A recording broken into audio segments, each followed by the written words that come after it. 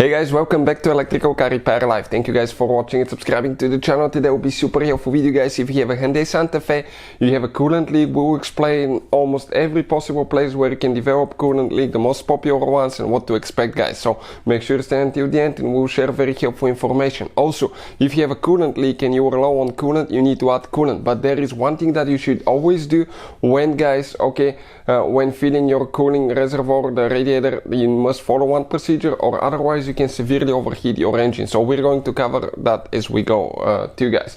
Now, we don't need to remove your engine, we simply have it out due to the fact that we'll be making hundreds of videos that can potentially save you thousands of dollars, and with the engine out we can show you everything clearly in a great detail where every little bitty bolt, sensor, hose, everything is located, so we can explain that. Let's start on it now. So this should work on Hyundai Santa Fe generation 2013 all the way to year 2016, guys, with a 2.4 GDI engine. Now let me introduce you to the channel quick. Every single car we get at the garage, we try to make at least 200 to 300 free repair videos. We take them completely apart, we show you how to fix practically anything, guys. Why we do all that? Simply because our mission in the shop is to save you as much money as we can. All we need in return, please subscribe to the channel and like the video. This engine, will be completely taken apart. Transmission will show you how to fix almost anything on it. Another thing, if you need to buy any parts or tools, guys, check out the link in the description of the video below and you can see where we get all the tools and parts from for a really good price and quick shipping as well. That's where we get all our supplies from. So this right here, this is the engine. And before we start, let me tell you guys, if you have a Hyundai with a 2.4 GDI engine or other cars, check our main channel, Auto Repair, guys. We have helped more than 110 million people, guys. We have information that can save you thousands of dollars. So let's start on it now. So this specifically here, guys, it's a 2013 GDI 2.4 engine that we'll be demonstrating on. That's very popular engine on a Hyundai Santa Fe, especially here in the United States. So now this is it, guys. Many of you recently asked us in the comment section below, guys, to share a computer and diagnostics that's good for Hyundai and practically almost any vehicle. So we'll put the link in the description of the video below. So you can find out more about that scanner. That's the one that we use on pretty much on daily basis, guys. It's one of the best scanners that we had, and it can pay itself off in one-time use. So with that being said, let's explain what can cause coolant leaks, guys. Now, if you have a higher mileage Hyundai Santa Fe, I'll start with checking the water pump. Make sure the water pump is not leaking. You can develop multiple places where a pump can start leaking. From the pulley right here, that's when develops a play and they start leaking from here, guys. So they'll start dripping. That's because a water pump will need to be replaced. Number two, it could be a gasket where the water pump mounts right here to the water pump bracket. You can develop a leak there as well.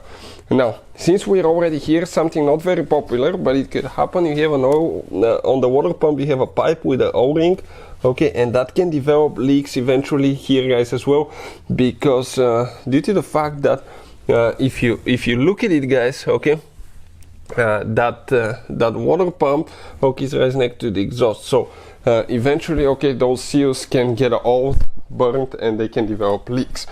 But what is one of the most common places where you can develop a leak? It's, guys, the radiator itself. Radiators, ours cracked. You can see right here. They crack, they start leaking, and they can easily, guys, get bad when they're out. And if you remove them, it's very likely that you can break one due to the fact that they get very fragile. That plastic, becomes very fragile. Another place where you can develop a leak is lower radiator hose right here. That's common as well. Upper radiator hose, not so much, but always check, guys, the radiator cap to make sure it's not leaking too. Now, something else, guys, if you follow right here, you have a thermostat in the housing. We have the thermostat removed, and the thermostat has a gasket, guys. That's the thermostat, that's the gasket. That gasket, if it's loose, not tight or old, it can develop a leak here as well, and you can start dripping on the transmission. But that can be caused by multiple things as well. You may have a bad or loose hose on the thermostat housing going to the throttle body. You have two hoses, and one of them is almost cracked here. You have another hose, that's the upper radiator hose. The thermostat housing itself, where it mounts to the cylinder head, if it's leaking on the back side, that can develop a leak as well, guys. I think there is actually if you look at it, there is two gaskets on the backside that can develop leaks, and the water pump pipe comes to right here. You can see it goes to the thermostat housing. Now, another thing that can cause a coolant leak, the temperature sensor has one O-ring that if it's out, okay, that can develop a leak as well. So if the thermostat housing is leaking, guys, okay, inspect if it's from the thermostat itself, from the from the coolant temperature sensor, and if that's not the case, you will need to replace the whole thermostat housing, okay, and or put a new gasket, because sometimes they'll get deformed, they're plastic, and they can develop leaks as well. On the back side, you will have two hoses that actually send water, guys, send coolant to the heater core. So you need to inspect here as well and make sure the heater core is not leaking, guys. But those are some of the most common places where you can develop coolant leaks, guys.